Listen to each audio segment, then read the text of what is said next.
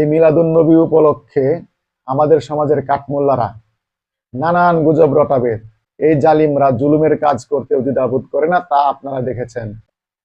দেখবেন নবীজি সাল্লাল্লাহু আলাইহি ওয়াসাল্লামের শান অর্থাৎ সম্মানের সঙ্গীত পরিবেশন করলে তারা কটাক্ষ করে।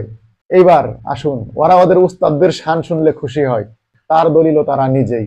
আপনি দেখুন, দেলোয়ার হোসেন সাইদি মারা গিয়েছে, এই সাইদি মারা যাওয়াকে নিয়ে তারা সাইদির সম্মানে একটি শান আবিষ্কার করছে। তা কি হলো?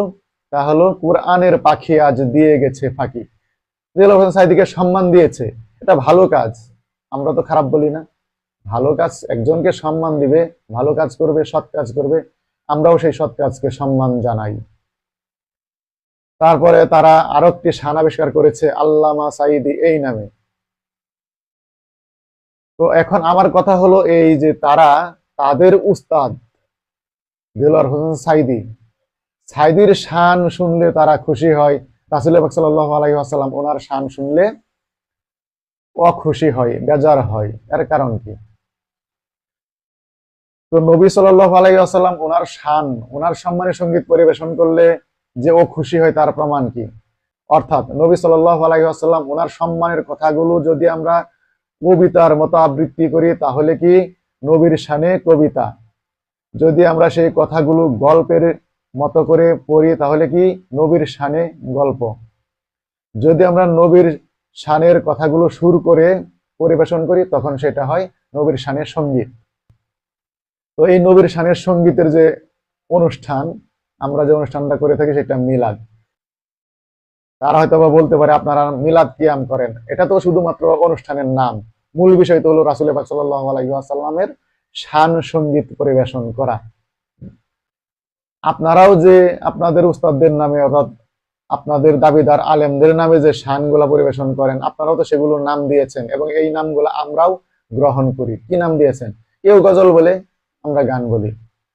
হামদ বলেন, নাত বলেন, নাশিদ বলেন, তারানা বলেন, এই সমস্ত।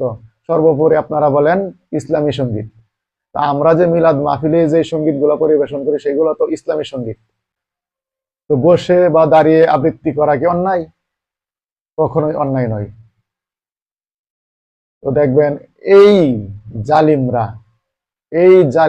এই কথাগুলোকে অন্যায় বলতেছে, তার মানে এরা ভালো এবং মন্দ, নেক এবং গুনাহ, এই বিষয়টা ওরা বুঝে না। কোনটাকে নেক বলে, কোনটাকে গুনাহ বলে বুঝেই না। না বুঝে আন্তাজে হই হই রই রই করে তারা বলে আমরা অন্যায়ের প্রতিবাদ করি। অন্যায় কি? সর্বসম্মতিক্রমে যেটা অন্যায়, সেটা হলো অন্যায়। যেমন মদ, জুয়া, জিনা, বেবিচার, মারামারি, কাটাকাটি, এগুলো হলো সর্বসম্মতিক্রমে অন্যায়।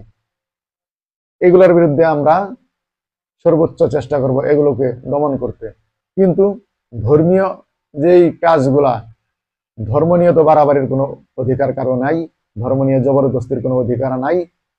সুস্পষ্টভাবে রাসূল পাক সাল্লাল্লাহু আলাইহি ওয়াসাল্লাম বলেছেন এটা শরিয়া বিরোধী, বিদআতকে পরিত্যাগ করতে। তো মিলাদ কিয়ামকে শরিয়া বিরোধী? আপনারা তো মাদ্রাসা বানিয়েছেন, ওইটাও বিদআত। তো ওইটা কিন্তু শরিয়া বিরোধী না।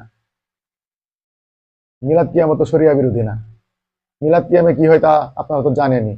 নবী সাল্লাল্লাহু আলাইহি ওয়াসাল্লামের সম্মান, ইজ্জতের কথাগুলি সুরের সাথে পরিবেশন করা হয়, দাঁড়িয়ে এবং বসে। দাঁড়ানোকেই বলা হয় কিয়াম। তো আল্লাহ পাক আমাদের সবাইকে বুঝদান করুক, আমিন।